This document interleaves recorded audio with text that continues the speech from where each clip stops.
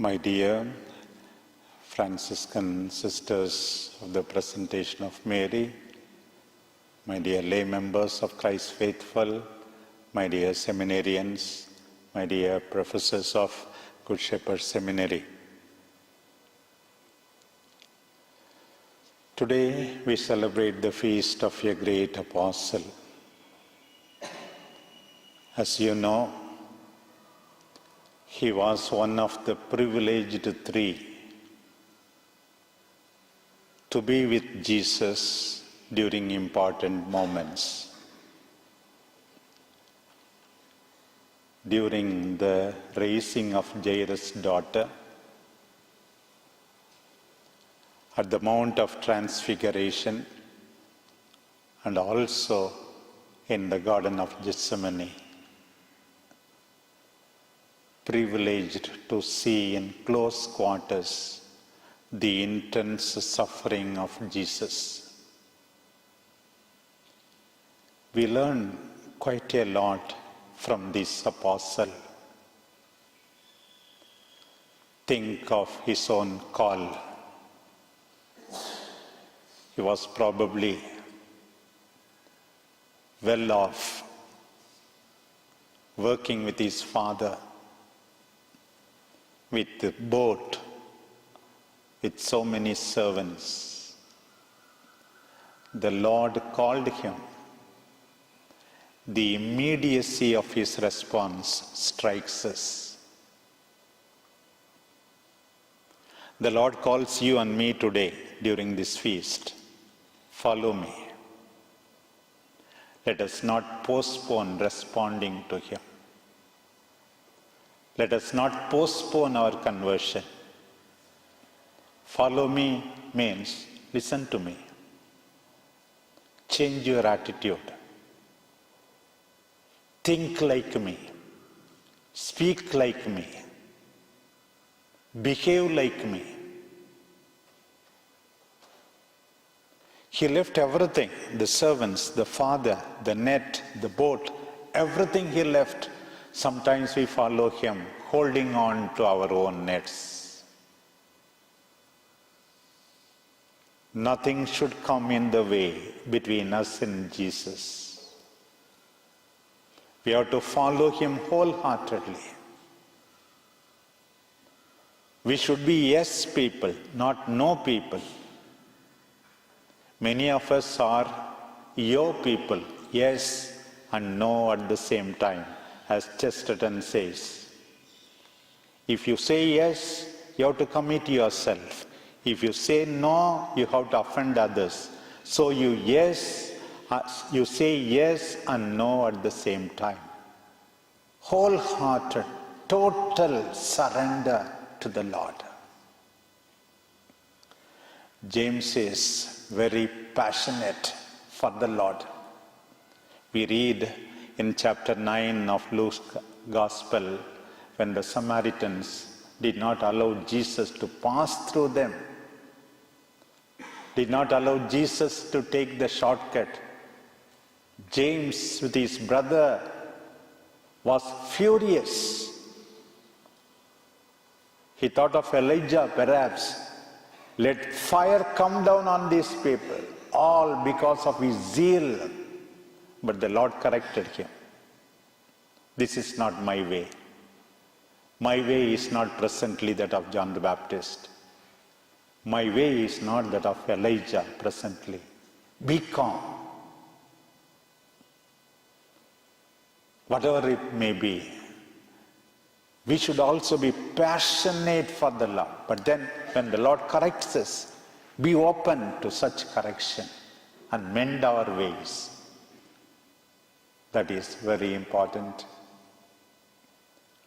And then coming to today's Gospel passage, the mother of James and John, the sons of Zebedee, really instigated her, I think.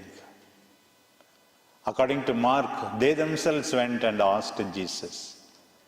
Matthew dilutes it to save their face. They did not ask, only their mother asked. Whether they asked or whether their mother asked, it is not without the consent of the sons. They wanted to sit at the right and the left. Surely, not only that time, now also so many want to sit at the right and the left. Priests, religious, consider their vocation in terms of power and prestige, in terms of money and influence. The net was left there on the shore of Galilee. The net reappears again. Myself, Rayappan, as Peter, thought these two people wanted to sideline Peter because out of the three, they too were there already. They thought Peter will get prominence, so they wanted to get rid of Peter, and the right and the left only for them. Leave aside Peter, they thought. And Jesus asked the question, are you ready to drink the cup? Do you know what you are asking? Yes, they are saying. But then it is my Father's will to grant the places of honor. Not only these two, but the others were fighting. The other 10 were fighting, angry with them. Let us not find fault only with James and John. All the 12 were hungry for power, position. Today the Lord asks us, why have you become priests? Why have you become a religious? Why are you going to become a priest?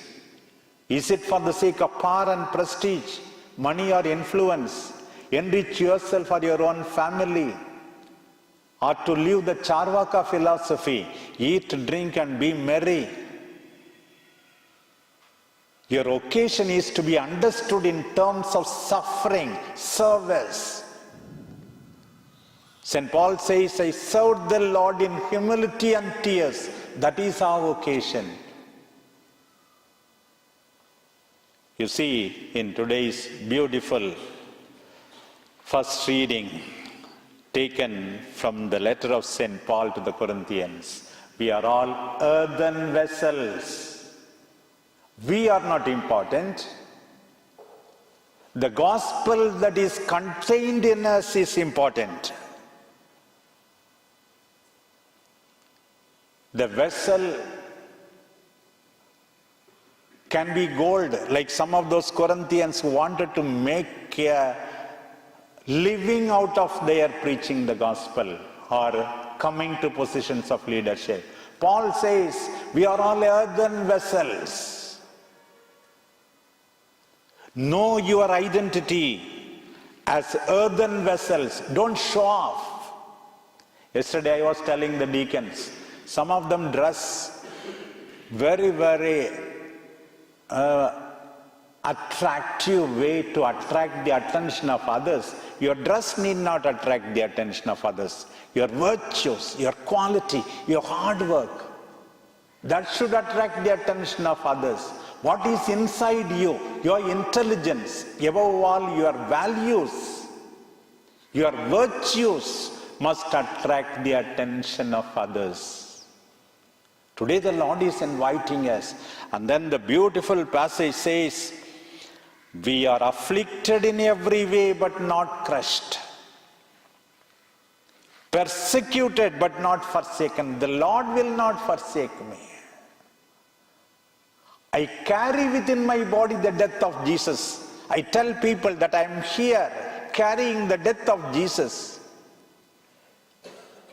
That means there is also life after death. Why do you want to become a priest? Many say, I want to serve. I want to do good to the people. More than all this, you have to say, I want to suffer every day for Jesus. Surely, James also heard what Jesus told Peter towards the end. When you are young, you could go wherever you wanted, but then when you are old, you have to stretch out your hands. You will glorify me by your death. Every day, my dear brothers and sisters, we have to glorify by our hard work, by our suffering, by our sweat, by our tears. That's what the Lord asks us.